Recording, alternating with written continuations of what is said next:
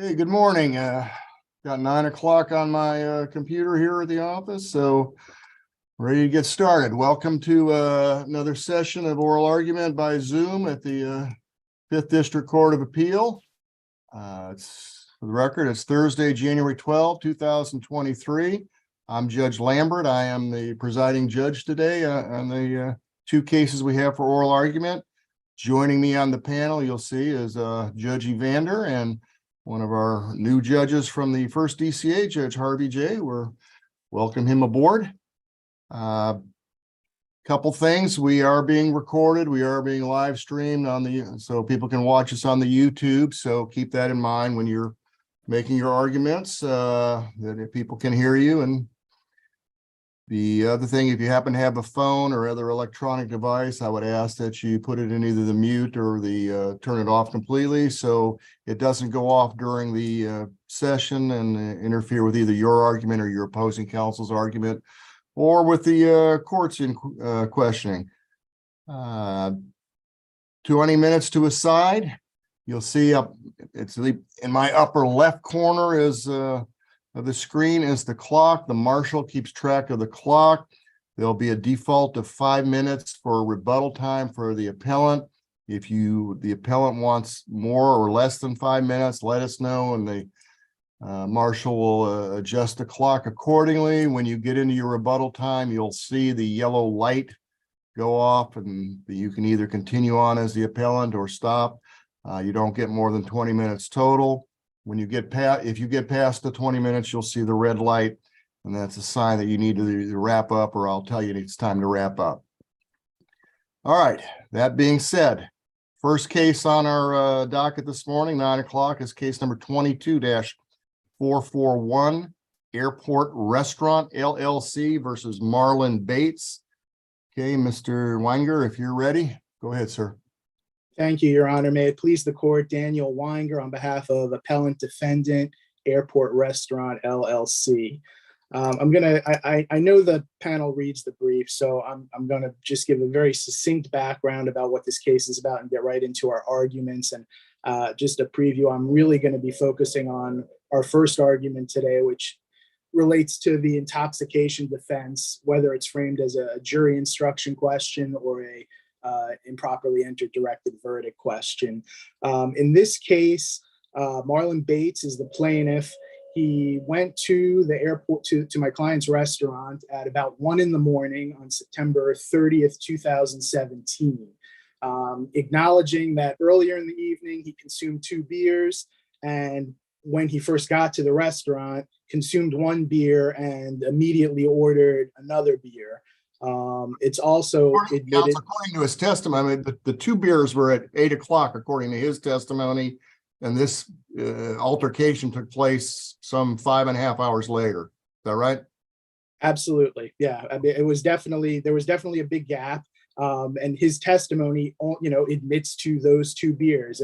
He admits he was at a home for a long period of time between when he had his first 2 beers at another establishment and then having at least 1 beer at the airport restaurant.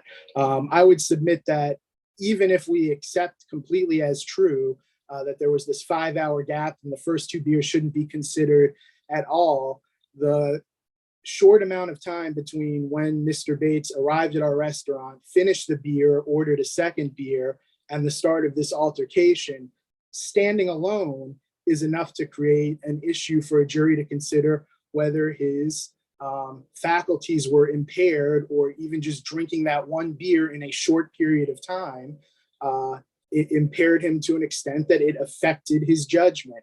Not that he was slurring his words, not that he couldn't have passed the field sobriety test. The statute on the intoxication defense is much broader than that. What if he had drank the beer, the 1 beer, set aside the 2 beers at 8 o'clock? Mm-hmm. If he had drank the 1 beer at midnight and then the fight took place at 1.5 hours, are you saying is there some time frame that you say that once you have an alcoholic beverage that this statute comes into play, even though you put on no evidence, or your side put on no evidence suggesting that he was impaired other than the event of what happened itself? Well, I think the event happening itself matters given the context of these negligent security cases against restaurants that serve alcohol are premised on when people drink, they're more likely to get into fights. So it's kind of an interesting juxtaposition that we have here, that the whole basis for liability is serving alcohol, but then someone who admitted, but to answer your question. The fight was with the other people, though. There were two other people that were fighting, and he interjected himself because one of his friends was involved in the altercation, right? Initially, yes, but and his testimony is that he was just trying to make the peace. There's conflicting testimony of whether that's the case, or whether at a certain point after he had time to remove himself from the establishment, he became as much of an aggressor as the person that was involved. There's conflicting testimony on that. Well, why couldn't he do that while he was sober? Here's a friend of his, and he doesn't like that his friend is involved in an altercation, so let's assume there was no evidence that Mr. Bates had anything to drink.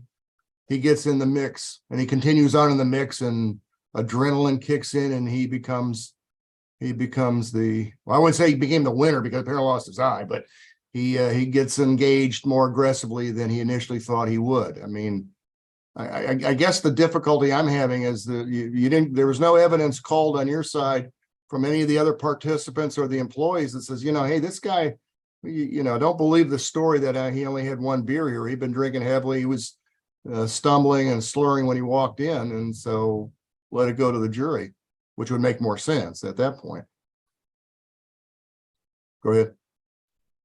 Did we lose you? Mr. Wenger, are you frozen? Can everybody else hear me? I can hear you. Yes, Your Honor. All right. Okay. May? Yes, sir. I'm going to give him a call. Thank right now. you. All right. He's on our second case too, so.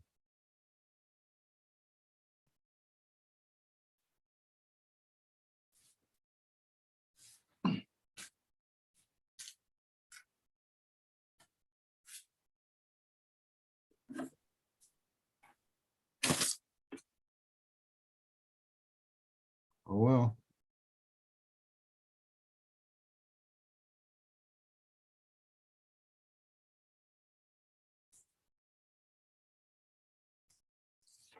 I'm not sure what happened. I apologize for that. Okay. You were asking me if he didn't have any drinks at all, and it's natural that someone might help their friend, if I'm recalling the question.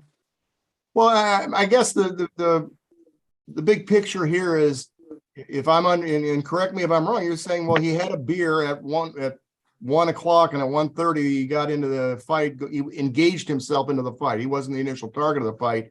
And you're saying, as best I can understand, tell me I'm wrong, that in and of itself makes it a jury question, which, as you can tell probably from my tone, do you have anything else?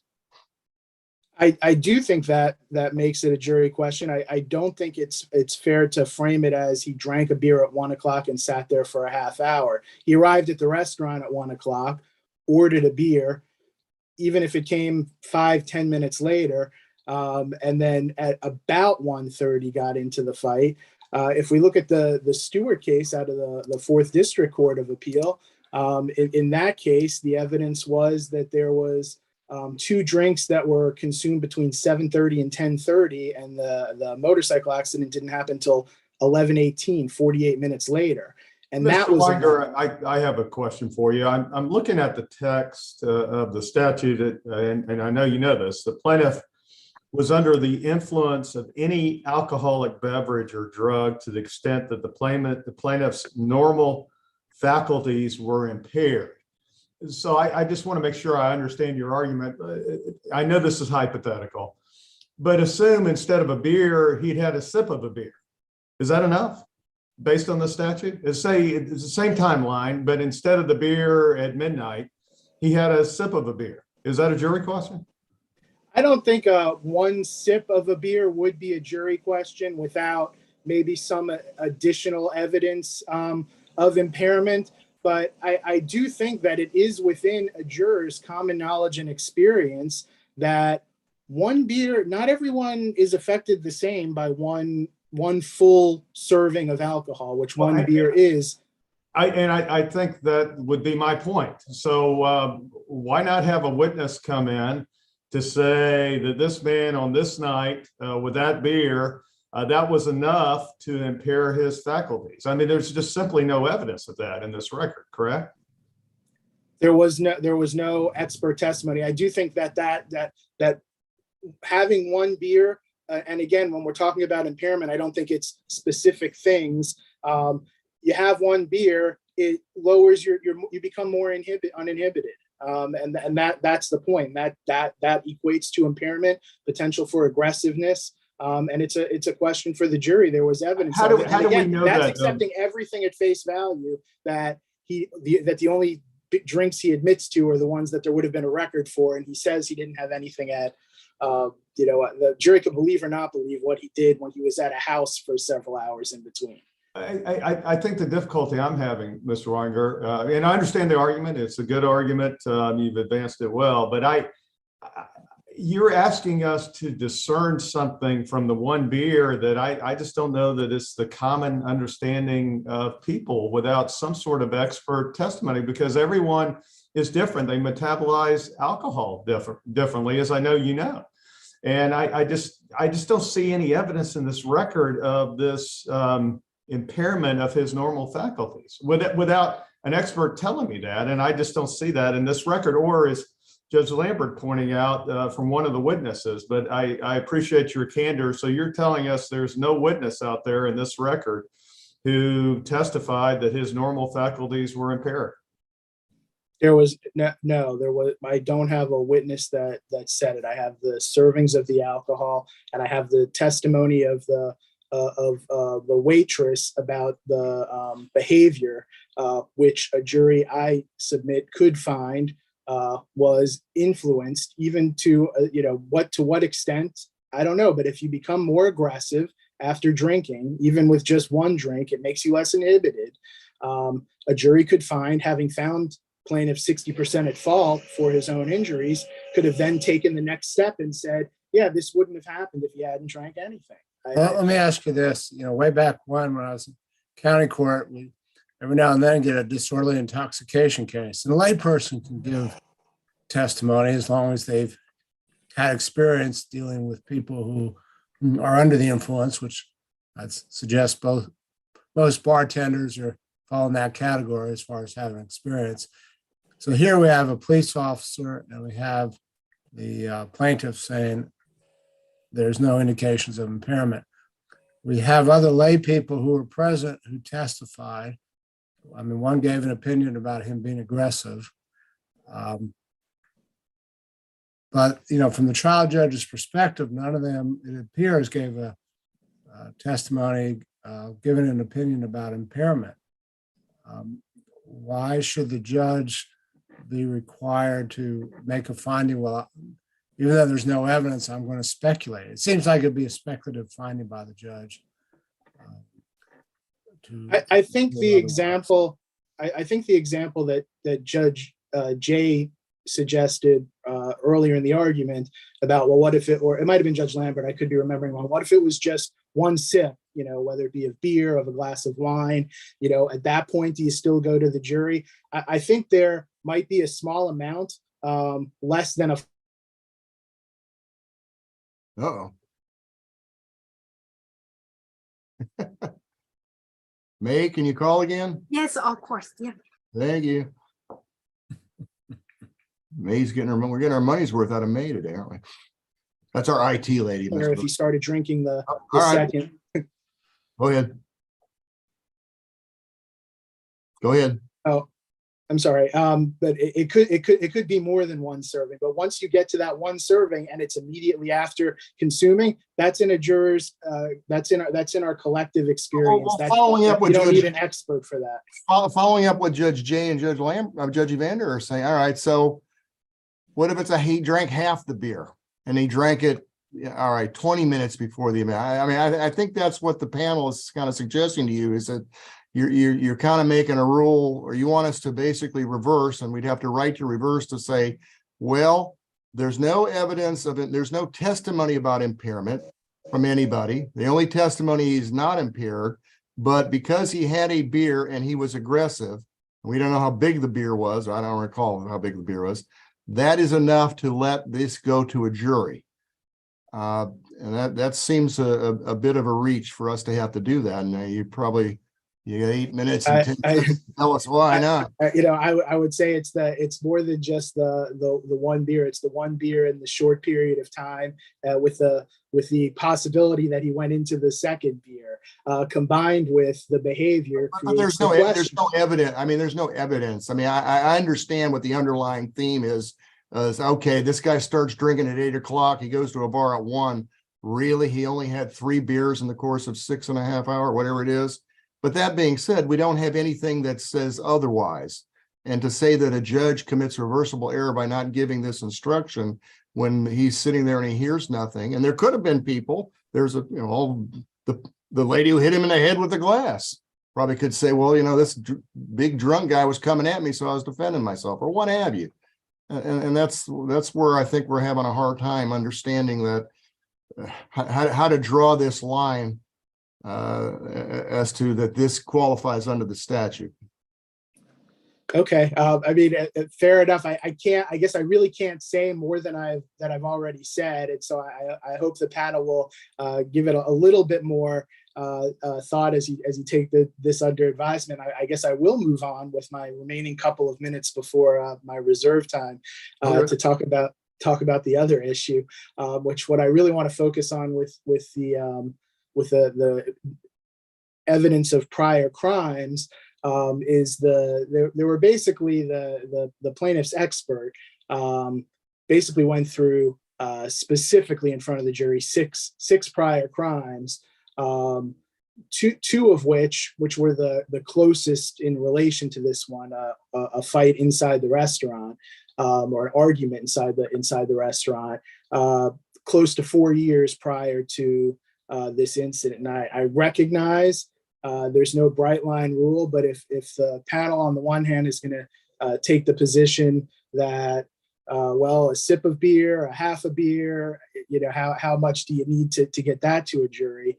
Then I guess I would kind of flip it around and say, how far back is it really fair to go before it becomes unfairly prejudicial to start putting in things that were so remote in time that they really shouldn't have had an impact on what security measures were necessary. And in addition to the two that took place in the bar, 3 of the others, or 3 of the others were fights in the parking lot that didn't even begin inside the bar. So the cumulative effect of admitting all of those, I submit our position is that it was unfairly prejudicial and warrants a new trial. And what's our standard of review on those two, and are they different? The issue of the geographic location and the issue of the time, are they the same standard, or what would you say the standard of review is? I think it's going to be an abuse of discretion, and I don't think on either. I think for both of the issues, it's an evidentiary issue. And I understand that the geographic location, that there's certainly a case law discussing that it's not necessarily has to be on the exact premises. You have to look at the circumstances, but the security that's being alleged to be negligent here is specifically related to having people inside the premises to break up a fight, so that the plaintiff didn't wind up in the position he wound up in, separate and apart from the alcohol defense. And so slashing tires in the parking lot, or altercations that took place in the parking lot that had not even started inside the premises, is piling on, unfairly prejudicial, creates the sense with the jury that the restaurant was a more dangerous place or frequent location of altercations between customers than it really was, especially when you factor in that the 2 that were closest were close to 4 years prior to the incident here. And unless the panel has any other questions, I'll save my remaining 3:45. All right, Mr. All right, clock's reset. Is it Black or Blecky? Blecky, Your Honor. May it please the court, Jim Blecky on behalf, excuse me, on behalf of Mr. Bates.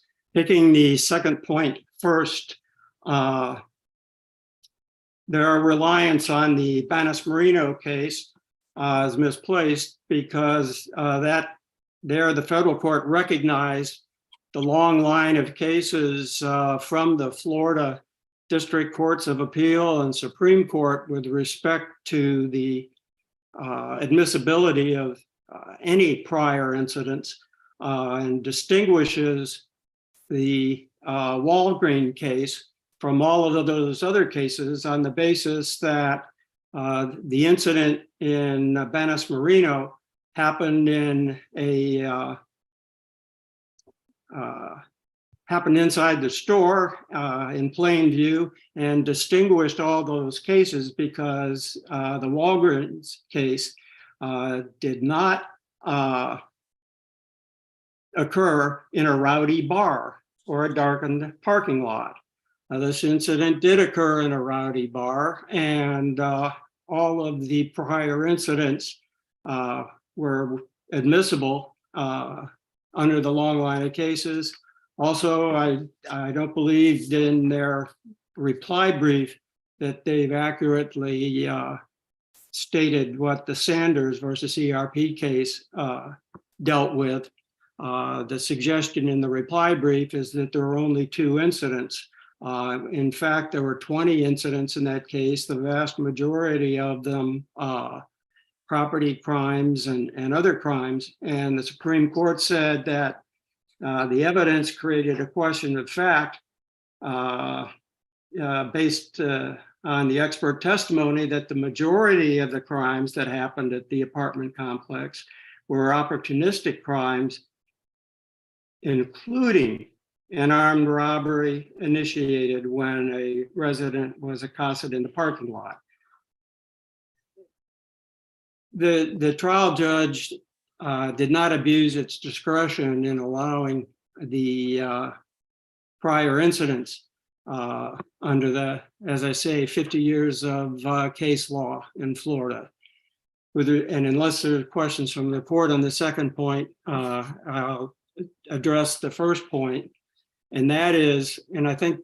Well, let me just, before you get into the first point, just so you kind of understand the lay of the land, and your brief, your answer brief, pages 10 and 11, you cite to, I think, a treatise or something from an Elizabeth Hartney regarding average blood alcohol content in men by weight. As we understand it, that wasn't really part of the record below.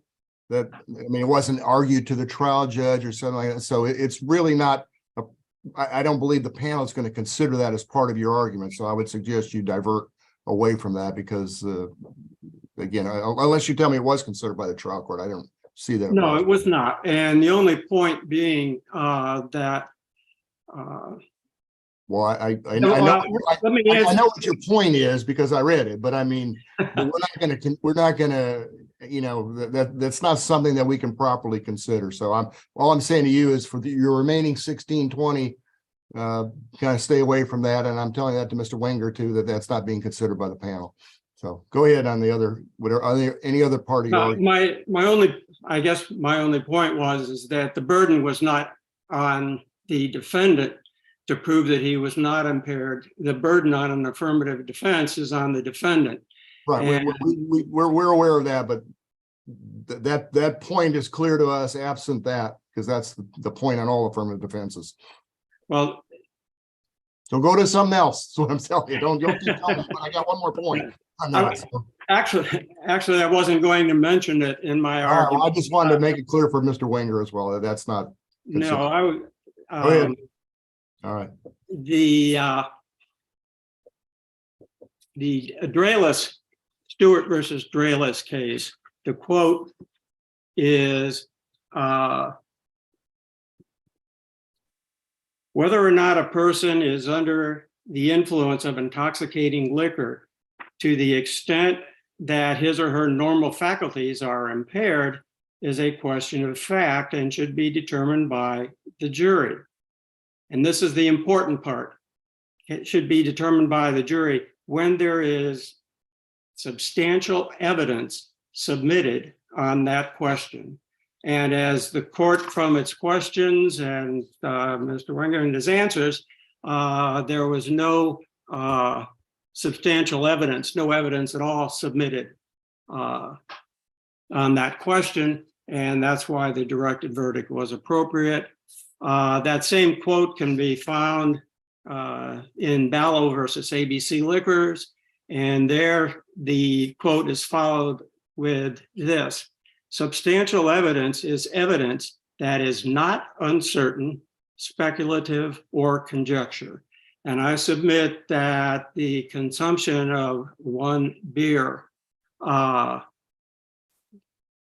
is not substantial evidence that Mr. Bates was under the influence of liquor and that his normal faculties were impaired.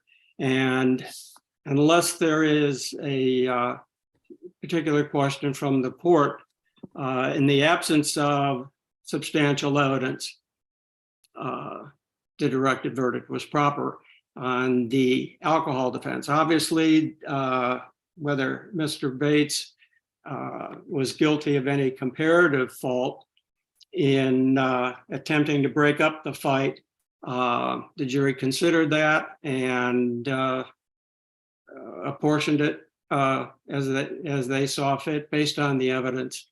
And last but not least, there was no evidence that was rejected by the trial court. They put in everything they had, and the trial court found, and I believe this court on de novo review will find the same, that there was no substantial evidence to support the specific alcohol defense that was raised in this case. And again, unless there's questions from the court, I'll rely on the briefs and in particular, the testimony at page 3 of my brief, where the testimony from one of Sergeant Allen of the DeLand Police Department, who was a first responder and was familiar and trained to recognize signs of impairment as part of his job as a police sergeant.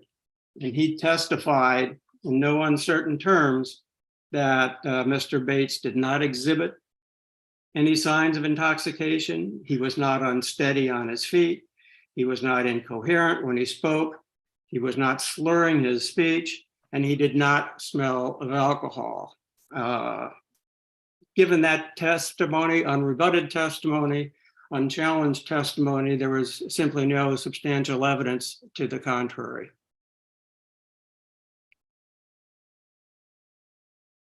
Okay. I don't think the panel has any questions. If you're done, you all done, Mr. Blecky? Yes, Your Honor. Okay, thank you, counsel. Mr. Wenger, looks like the clock says you have 3:42 in rebuttal. Okay, I'll get through this quickly. 2 points. I guess it comes down to, and I don't normally like to be anecdotal in a appellate court oral argument, but I know for myself, and I don't think many jurors would necessarily be different. For myself, you wouldn't know what to look at me. I have a beer. Could I drive? Sure. Do I feel a little different afterwards and it affects my behavior slightly? Yes. So what really does the legislature mean by impairment?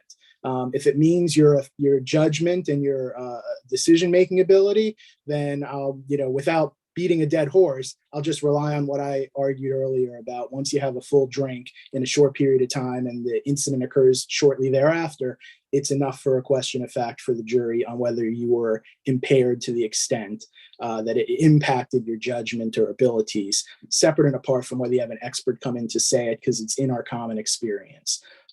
Lastly, I think the judge even acknowledged that there was something there that the jury considered when, in ruling on the motion for new trial and denying it, the court expressed misgivings, but then ultimately said, I'm denying the motion.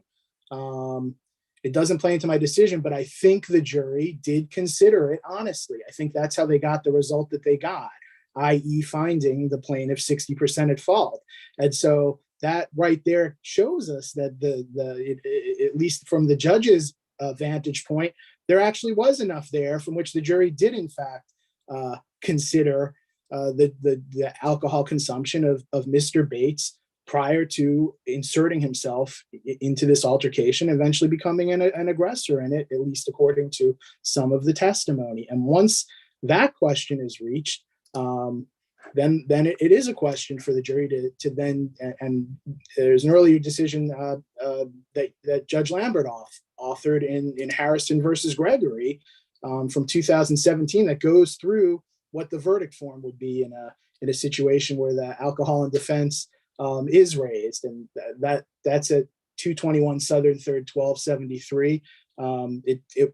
I don't believe it was cited in our brief, but in response to just some of the questioning here today, once the jury finds more than 50% at fault, and taking the trial court's statement here that she believes they did consider this, then one of the proper questions on the verdict form would then be, as a result of that influence, was the plaintiff more than 50% at fault for his own harm? So this may sound like an odd question coming from me, but what did I say in the opinion that you're saying? That the reason that it wasn't cited in the brief is because the issue in that opinion was improper closing arguments, because the instruction was given, even though that impairment was contested, and in closing argument, the plaintiff's attorney disclosed to the jury that if they found more than 50% comparative fault, the plaintiff wouldn't collect anything. And I remember. Yeah. So that you didn't really say, you had some of the same language as the Stewart case, as far as once there's evidence submitted that it's a jury question, but that really wasn't the holding in the case. But it did point out that when there is a finding of more than 50% at fault, this is how we do it. And that was my. Yeah, if I recall, the attorney in that case wanted to double down and make sure, says, if you get above 50, then I win completely. And I think we said that really isn't something you ought to be telling juries. You just, they just have to make the factual findings. Right. There was no shortage of other issues in that case. Okay. I see my time is up, so I thank the court for their time. Okay, well, we'll see in about a half hour for the 10 o'clock one. Yeah. All right, thank you, counsel. Thank you. Sign off.